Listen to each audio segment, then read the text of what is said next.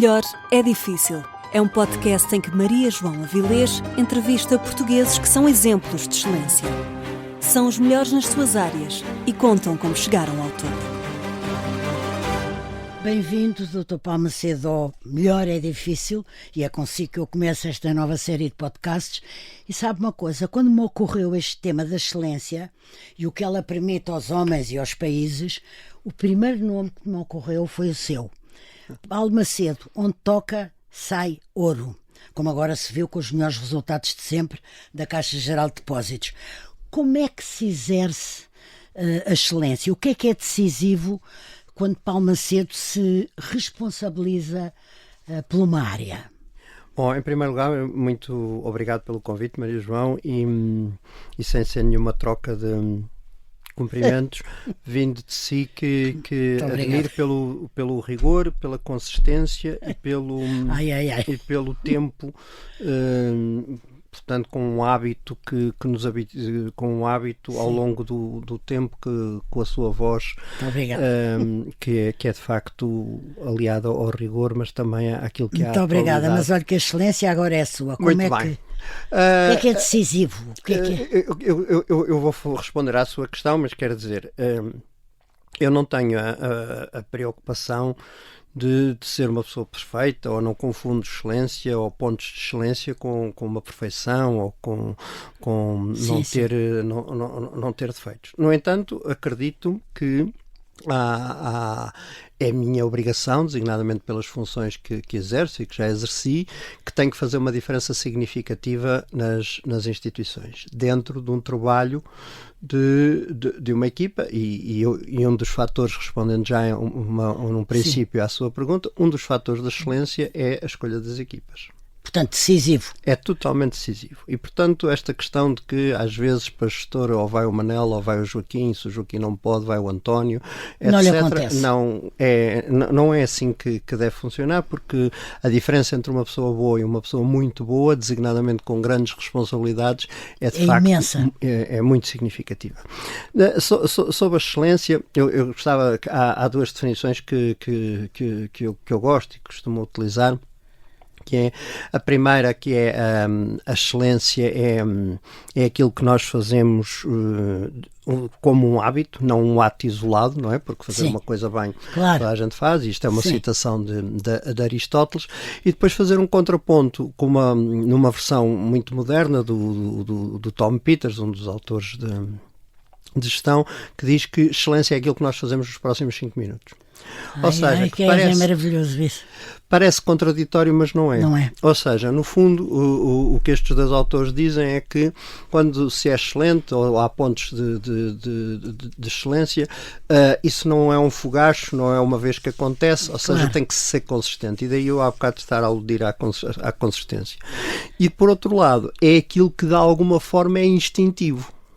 Sim, ou seja, há uma parte que é instintivo, que é como responde, como planeia as coisas, no fundo como organiza as coisas, como o processo de decisão. E, portanto, eu gosto destas duas definições aparentemente e caminha entre elas, contraditórias, mas caminha entre elas. Em termos daquilo que é a sua questão concreta, e enfim, sem daria para muito tempo, mas a principal questão que leva a uma decisão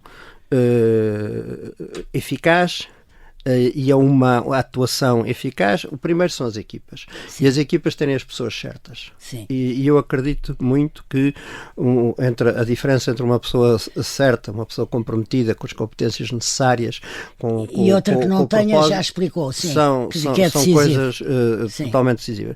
Depois, o facto de haver um propósito. Não é? Claro. Isto já vem do tempo da história da Alice das Maravilhas, do País das Maravilhas. Nós temos que saber para onde vamos, senão qualquer caminho nos serve.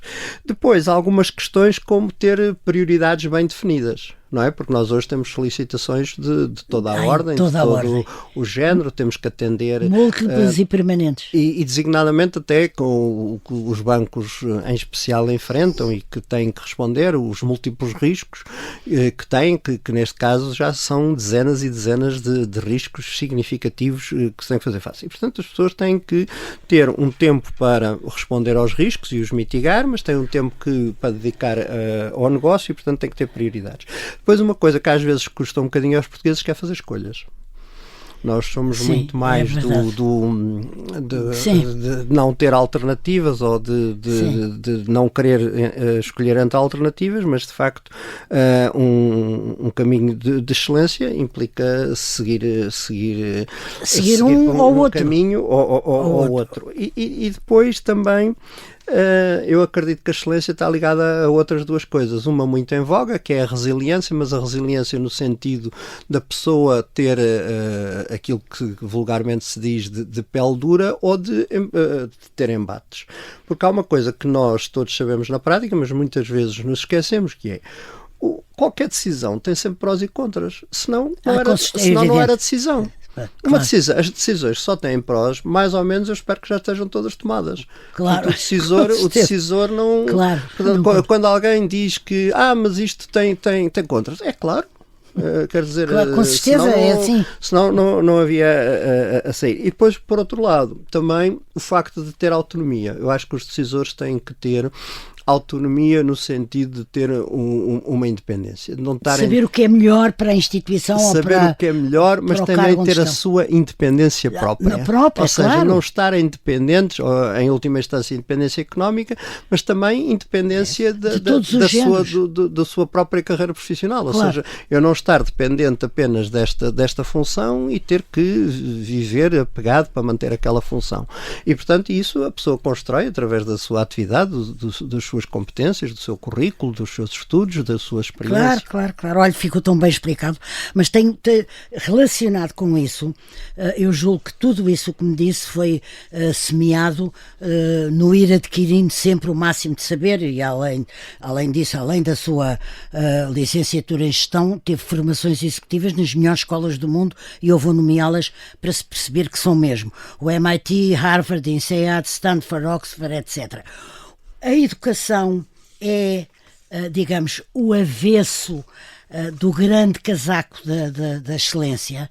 É o principal, é o avesso que se vê ali. Eu acho que é totalmente condição necessária. Não é suficiente, claro, mas necessária. Não é? Porque, como nós sabemos, nós somos o resultado não só da nossa educação, mas das pessoas com que nos cruzamos, das pessoas com que nos cruzamos, do ambiente familiar onde crescemos, dos colegas de profissão, das nossas circunstâncias, como refere Ortega Gasset. Somos também da nossa vivência, mas do que aprendemos é essencial. E esta questão do voltar à escola, que já está em voga há vários anos, depois da pessoa fazer os seus estudos, etc., e aos níveis mais elevados, porque, quer dizer, aqui há uns anos atrás, se calhar achava-se que depois até ficava mal a um grande dirigente voltar a estudar, ou até se lembra quando foi o BCE que disse que havia pessoas que para serem gestores de um banco precisavam de tirar certos cursos. Ou seja, eu acho que as pessoas devem voltar à escola, beneficiam com isso. Depois da determinação do BCE, que não foi para ninguém da Caixa, mas para outras instituições, nós inclusive passámos a ter um programa também para os administradores executivos e, portanto, eles têm que durante X tempo ter uma formação e não só por causa do refrescamento, mas sobretudo das coisas novas, quer dizer, esta forma de lidar com a incerteza. A incerteza existe desde a mudança, não é? Desde o século XVI ou antes, com o Camões que a celebrizou. Mas quer dizer, nunca foi tão acelerada e nunca chegou àquilo que é hoje, que é uma nova era, como dizia já o Papa Francisco. Uma nova era, exatamente. Nós temos que nos preparar para esta época em que coisas que nós julgávamos raríssimas, como por exemplo o caso dos cisnes negros, durante um ano, durante estes últimos 14 meses, aconteceram inúmeros cisnes negros. Não é? Porque nós tínhamos aprendido nos livros da escola que era um evento que aconteceria de X em X anos, raríssimo, etc. Ora, isso não é só ficar a observar, mas como é que se pode agir? Como é que a gestão pode ser mais dinâmica para fazer face a isto? Se é tudo tão incerto, se deve deixar de planear. Pelo contrário, deve ser planear com mais cenários e ter cenários múltiplos e cenários diversos, adversos. Claro. E isto tem uma parte que é completamente nova, tem uma parte que não é tão nova. Por exemplo, os militares fazem isto muito bem há muito tempo. Aliás, costumam dizer que a primeira baixa em combate é o plano. Mas, portanto, o que nós temos é que aprender e reaprender quais são as coisas essenciais. Nós, por exemplo, de uma gestão muito, muito formal, o que nós hoje percebemos que muitos do que as pessoas querem é gestores que tenham uma história para contar, que saibam comunicar essa história, que possam dar o exemplo através dessa história e não apenas pela rigidez. É o seu caso aí da Caixa. Eu tento também partilhar a experiência e a vivência que se vai tendo. Designadamente, tive a sorte de gostar de trabalhar em todos os sítios onde tive. E, portanto, tenho bastante história. Só queria dizer mais uma coisa que nós hoje damos por adquirido, que é, por outro lado, esta questão da capacidade de aprendizagem é uma das tais coisas que contribui para a nossa independência. Uma das coisas que nós procuramos nas pessoas é o quê? Que tenham capacidade de aprendizagem em termos de digital, que sejam utilizadores de inteligência artificial, que saibam, quer dizer, no fundo, que consigam aprender todas estas questões. Não é que as dominem, mas que as consigam aprender. Lidar com elas. Designadamente, quando nós dizemos, desde a medicina, em que se diz que o 50% do conhecimento médico em 10 anos está ultrapassado, etc., precisamos de pessoas que tenham capacidade de aprender. E, por outro lado, também, uma coisa que é muito importante, é manter este espírito de curiosidade, porque nós hoje a curiosidade é tão importante. E a curiosidade, como nós sabemos, nem sempre foi apreciada, não é? Na mitologia era castigada, com a Pandora, com o Ícaro, na religião, com o Adão e Eva, que a curiosidade era castigada, depois o velho do Restelo, não é? Na Antiguidade Clássica, o próprio Sócrates foi condenado à morte pelas questões que fazia, mas que depois a curiosidade, e o próprio Galileu, não é? E depois a curiosidade a partir do iluminismo, que foi sendo valorizadíssima e que felizmente hoje põe outro tipo de questões e que nós permite-nos questionar coisas que damos como adquiridas e não são, mas que é de facto algo que devemos manter. Olha, eu estou mais interessada do que ao que eu estou a ouvi-lo, é impossível. Só espero que os nossos ouvintes estejam tanto como eu, mas temos que acelerar um bocadinho. É só porque eu tenho tantas curiosidades aqui. Bem, estou-me a lembrar que Portugal descobriu Paulo Macedo nacionalmente, quando Manuela Ferreira Leite, então Ministra das Finanças, o convidou para Diretor-Geral dos Impostos, e quase logo a seguir o país descobriu um homem que só entrega bons resultados. Mas também me lembro que foi entre polémicas e até invejas, que horror, pelo seu alto salário. O país, antes de passarmos aqui por esta fase, mas o país é mais invejoso que ambicioso. Por exemplo, a meritocracia é sempre uma parente pobre. Porquê é que é assim? Como nós sabemos, o Camões acaba os Lusíadas com a inveja, não é? E, portanto, de facto, há aqui algumas características relacionadas com a inveja. Mas essa parte é mais subjetiva. Sim. Falava mais na questão da ambição. Eu acho é que a ambição é muito pouco recompensada.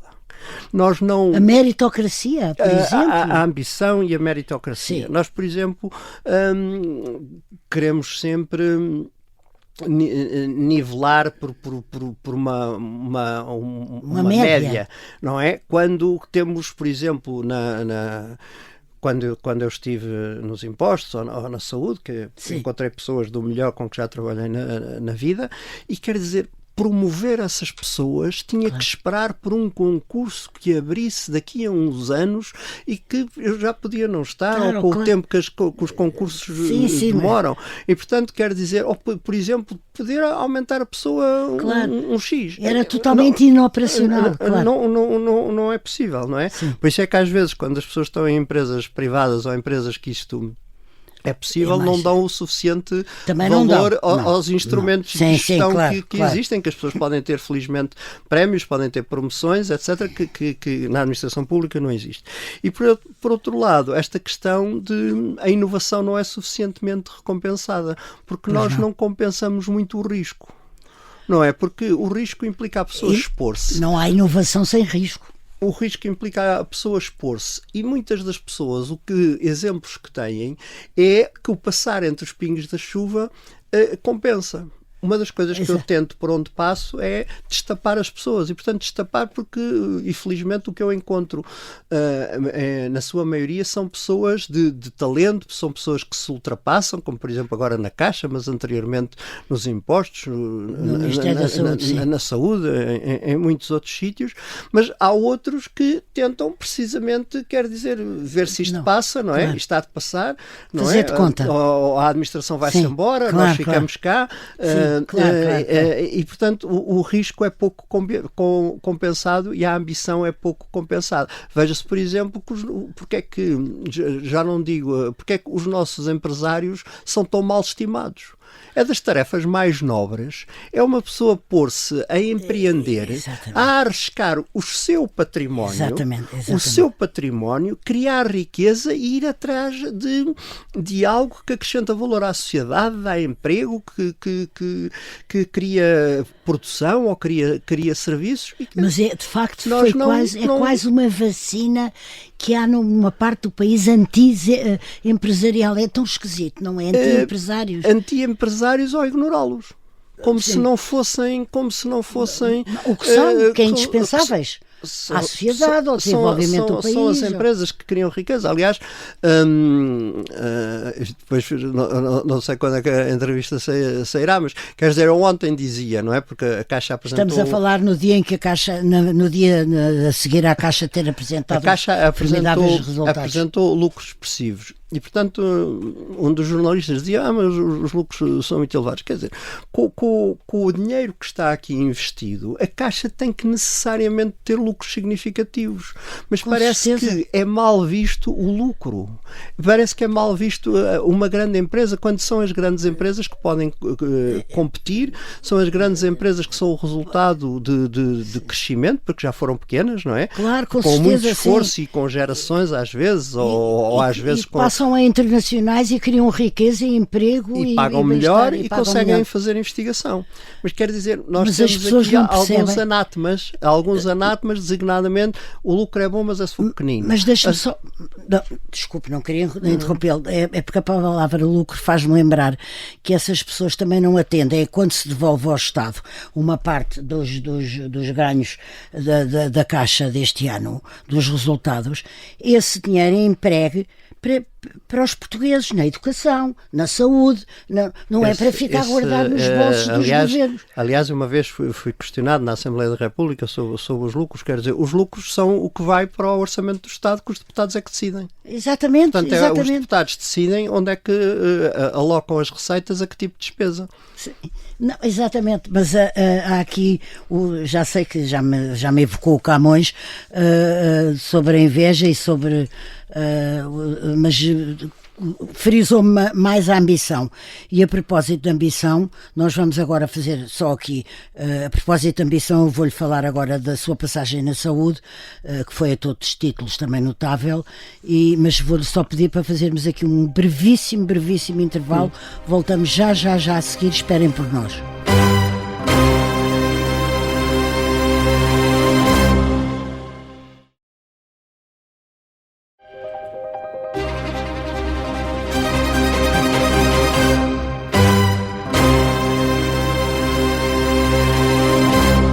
Falámos há pouco do valor da decisão. Quanto tempo é que o Dr. Paulo Macedo levou a decidir se dizia sim ou não ao Dr. Passos Coelho em 2011 para tomar conta da saúde?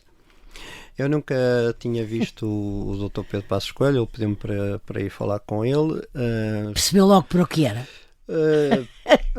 Pensei que para o que seria, sinceramente não pensei que fosse para a saúde, mas Pensou que era para as finanças, mas claro. tomei a decisão em menos de 48 horas, portanto foi o falar com a instituição onde eu estava, porque tinha uma obrigação ligada a um mandato que estava E o que é que o fez dizer sim? a cumprir. Foi a questão da situação do país. Nós estávamos num estado de pré-bancarrota e, portanto, havia que se lançar. Se havia um conjunto de pessoas que achava que eu podia ser útil, eu também achava que podia dar um contributo e, portanto, mesmo com uma redução enorme da remuneração, e há bocado falámos da remuneração, quer dizer, não me arrependo nada, muito pelo contrário. Não tem que se arrepender. Não me arrependo nada, portanto tomei, achei e voltaria a tomar a mesma decisão e gostei de trabalhar com o Dr. Pedro Passos Coelho. O país ainda um dia lhe fará justiça, apesar de eu não concordar com tudo o que ele diz, mas isso é secundário, mas quer dizer, o que interessa é que ele fez, o que interessa é o que ele fez. E nas circunstâncias em que fez. Agora vou eu lembrar o que é que o Dr. Paulo Macedo fez, e nós temos que parar aqui porque na excelência com que face ao gigante adamastor que era a Troika, o Dr. Paulo Macedo conduziu a sua pasta até ao cabo da Boa Esperança. O que é que eu quero dizer? Os indicadores da saúde melhoraram apesar das restrições. Eu lembro só que conseguiu conjugar a redução da despesa pública numa área socialmente tão sensível, com o reforço da qualidade dos serviços, a melhoria da governança na saúde e compromissos difíceis com sindicatos e profissionais da saúde. Se isto não é excelência, como é que isto foi possível? Foi possível. Olha que eu tenho aqui mais perguntas, mas eu quero parar aqui. Muito bem. De facto, os indicadores de saúde melhoraram bastante, designadamente a esperança média de vida, a redução da incidência de tuberculose, de doenças infecto-contagiosas, e isso não era nada óbvio, porque há determinantes de saúde que pioraram. As pessoas viram na situação de pré-bancarrota, viram o seu rendimento disponível ser reduzido. Claro. Viu-se um aumento do desemprego e, portanto, não vale a pena escamotear que as condições foram muito difíceis. E, por outro lado, de alguma forma, é contra a natura nós diminuirmos o orçamento da saúde. A questão que se discute sempre é se pode ser um pouco mais, onde é que se vai afetar. Mas era cortar. Era cortar porque era aquilo que era exigido, porque basicamente onde é que estava o grande bolo da despesa pública, como ainda hoje está, é na educação e na saúde. E, portanto, na saúde, aparentemente, não devia ser muito difícil reduzir, porque estudos da Organização Mundial de Saúde, já com algum tempo, mas que não foram contraditados, inclusive vários ministros nos últimos anos têm utilizado, dizem que o desperdício em saúde anda entre os 10% e os de 40%, 20%, 40%. Vamos ficar pelos 20%. Portanto, quer dizer, não é necessariamente sempre por eu ter mais dinheiro para a saúde que ele é automaticamente aplicado e resulta em ganhos de saúde. Agora, com o envelhecimento da população, com o aumento dos custos das tecnologias, designadamente dos medicamentos, dos meios de diagnóstico, etc. Portanto, é natural que a despesa de saúde aumente. Portanto, não foi uma coisa fácil. No entanto, o que se escolheu na altura foi essencialmente não afetar o número de consultas que cresceu, não afetar o número de cirurgias que cresceu, e reduziu-se, por exemplo, bastante no medicamento e em algumas coisas, e costuma-se dizer que se foi para além da Troika, com significados menos felizes, mas, por exemplo, aqui na saúde, foi-se para além da Troika que havia um compromisso, o compromisso, como todos se lembram, foi assinado pelo Partido Socialista e pela AD na altura. Havia um compromisso dos partidos que assinaram com o FMI, com o BCE e com a União Europeia de reduzir a despesa com medicamentos para o Estado, só que ao mesmo tempo que se tomou um conjunto de medidas, como os preços de referência, a parte do incentivo aos genéricos, etc., houve uma redução também da despesa da comparticipação das pessoas em 300 milhões de euros. Portanto, quer dizer, houve um efeito indireto, o que os economistas chamam as externalidades positivas, que o Estado reduziu a despesa em medicamentos, mas também reduziu para os cidadãos. E na altura foi muito importante porque, de facto, as pessoas tiveram condições menos duríssimas. Sim, claro. Por outro lado, a questão houve greves, como na saúde, aliás, é recorrente. Ninguém se lembra de uma grande greve. Mas também Mas também, o que é certo é que houve acordos com todas as entidades. Claro, houve acordo com os sindicatos dos enfermeiros, houve acordos com os sindicatos dos médicos e houve acordos sempre, todos os anos, com a indústria farmacêutica, apesar destas condições de reduções de preço e com estas condições de liderados por si, essas designadamente com a indústria farmacêutica, sim, e também com os sindicatos, muitas das vezes estava presente, e estava também alguém do Ministério das Finanças, designadamente o Secretário de Estado da Administração Pública. Não é? Tem isso, para si, essa passagem pela saúde durante 4 anos e meio, é uma das não pode deixar de ser uma das grandes recordações da sua vida, grandes recordações positivas. Eu acho de orgulho, que foi a função, servidor público. Foi a função mais importante que desempenhei, porque ser responsável por assegurar a prestação de cuidados num período com aquela dificuldade e trabalhar com pessoas excelentes foi de facto algo que considero o desafio mais desafiante, mais difícil, mas também mais nobre, porque a saúde é uma coisa diferente, claro, de facto das outras, não é? E conseguiu-se também, por exemplo, pagar dívidas aos hospitais que não estava previsto no memorando da troca num valor superior a 1.000 milhões de euros e como sabe, com o professor Vítor Gaspar aquelas coisas não eram fáceis. Não, portanto, e de qualquer maneira, vou entrevistá-lo em breve, sim. E de qualquer maneira, portanto, houve uma possibilidade e, portanto, o Ministério das Finanças, numa iniciativa conjunta com o Ministério da Saúde, conseguiu-se regularizar uma parte enorme da dívida e, por exemplo, não tivemos o problema que, por exemplo, que houve na Grécia, que havia farmacêuticas que se recusavam a dar medicamentos durante algum período porque o Estado lhes queria pagar em dívida pública grega. Santo Deus. Era uma coisa que era incapaz de acontecer consigo. Agora preside a Caixa Geral de Depósitos, mas antes disso, muito brevemente, Dr. Paulo Macedo, assim só 2 linhas, eu não posso deixar de evocar aqui o professor catedrático convidado por 2 escolas que se honra de ser, mas que tudo isso começou a sua missão de ensinar há muitos anos, dando aulas à noite porque de dia trabalhava, mas eu sei que é uma coisa que aprecia muito, ter alunos diante de si. Gostei muito de dar aulas, dei aulas durante 16 anos, 15 anos seguidos, ou 16 mais um ano depois, quando saí do governo e antes de ir para a Caixa Geral de Depósitos. Candidatei-me a um concurso para docentes na área de gestão no Instituto Superior de Economia e Gestão da Universidade de Lisboa, portanto entrei, comecei a dar aulas à noite, de dia trabalhava na consultora, então Arthur Andersen, e hoje Deloitte, portanto comecei a dar aulas aos 23 anos e de facto, quer dizer, como todos nós sabemos, as aulas enriquecem pelo o que se aprende com os alunos, pelo que temos que nós próprios de aprender para poder ensinar, e depois havia ali uma coisa completamente nova. Todos os alunos eram mais velhos que eu.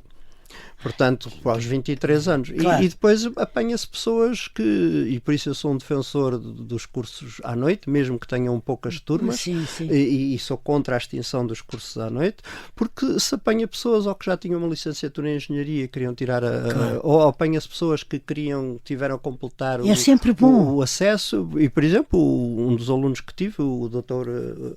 Pina Moura, quer dizer, são pessoas que estavam com interesse, Claro. e que fizeram render esse saber que foram lá colher. e por outro lado, dar aulas desafia-nos, não é?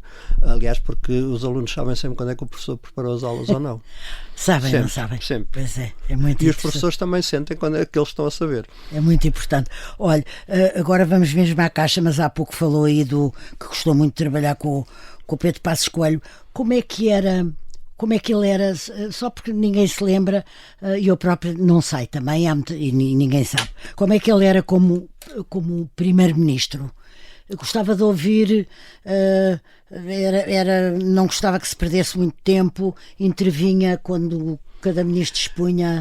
A primeira coisa que notei foi o domínio dos dossiês. E, portanto, dominar os dossiês. É fundamental. Dominar os dossiês de todos os ministérios, ou seja, as propostas de decretos-leis, as propostas, a parte política da saúde, da educação, dos negócios estrangeiros. Sim, da administração interna. Tudo em simultâneo é, de facto, e com as negociações com a Troika, que ele envolveu. E a parte política que não quer dizer, fazia-se análise política, porque um governo serve para isso, mas não a parte partidária, não é? Portanto, não, claro, não mas faziam análise política no Conselho de Ministros. A análise política, designadamente, sobre iniciativas, sobre metas, sobre ambição, sobre medidas, sobre o impacto das medidas, e, portanto, a primeira coisa foi o domínio dos dossiês que tinha.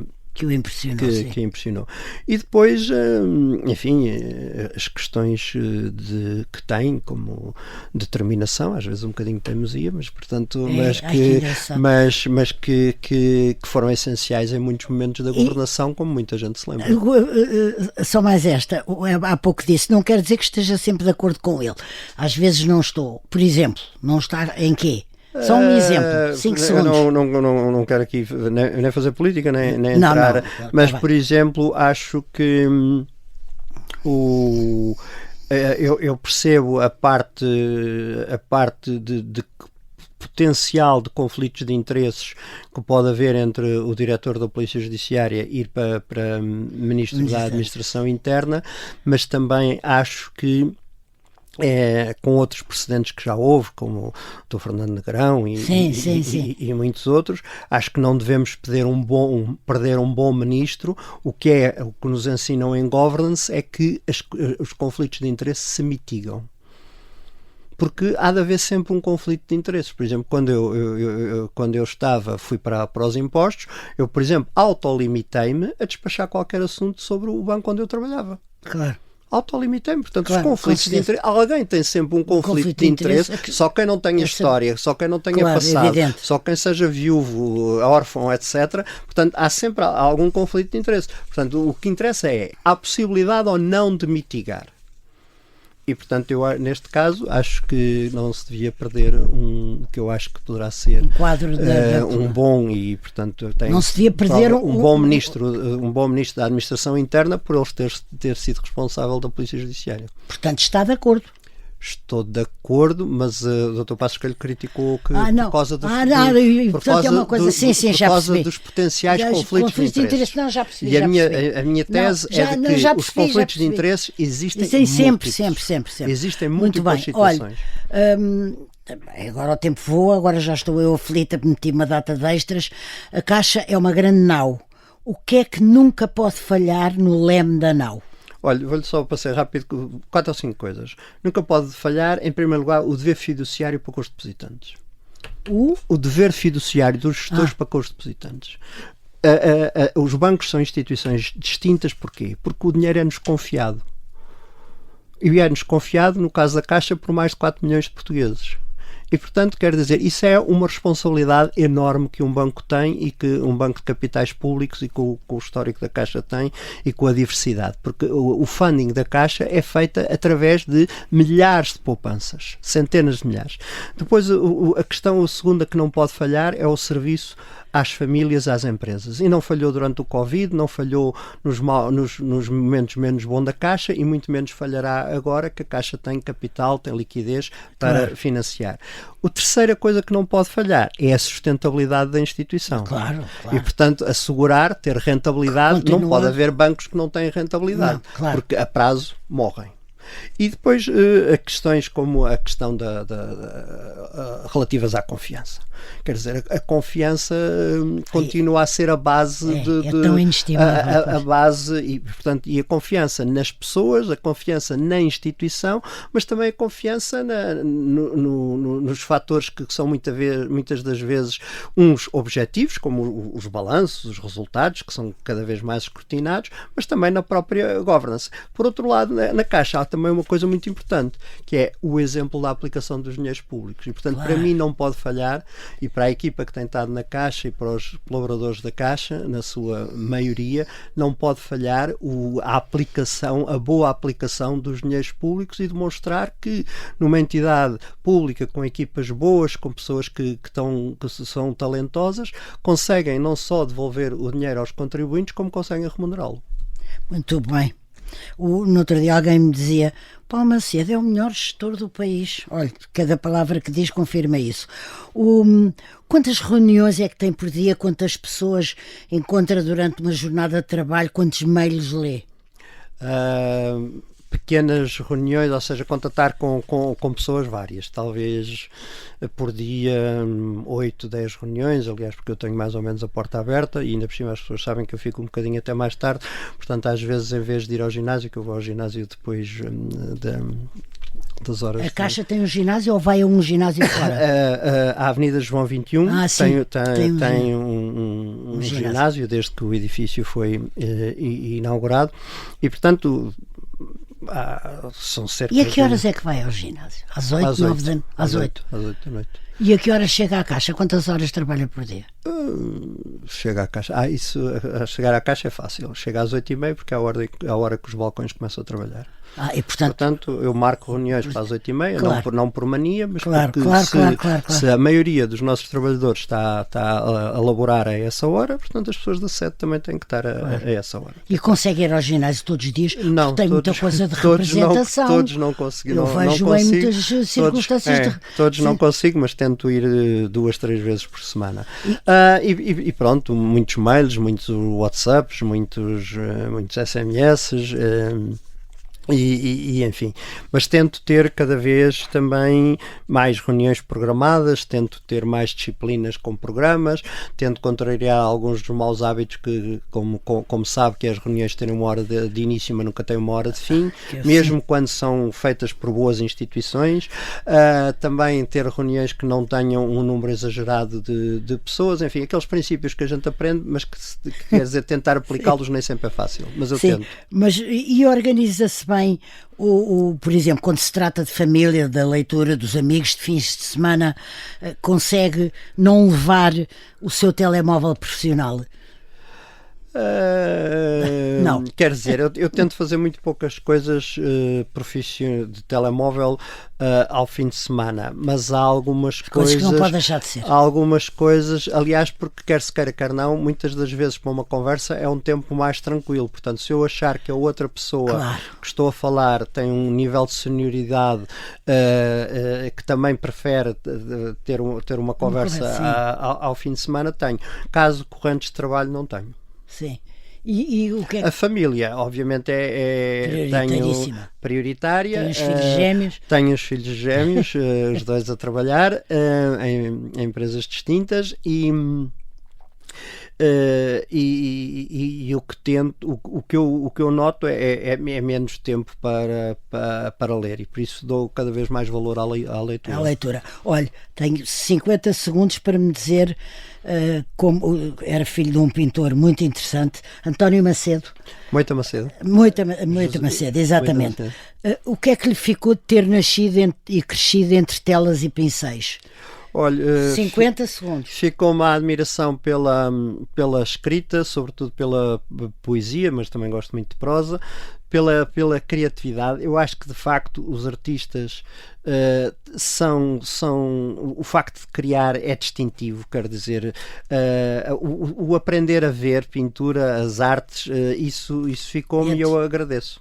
E acho que de facto quando eu vejo a palavra genialidade, vejo nos artistas. Muito bem, Dr. Paulo Macedo, agradeço-lhe muito. Isto chama-se Melhor é Difícil, no seu caso, melhor foi impossível. Muito obrigado, olha, e obrigado pelo convite.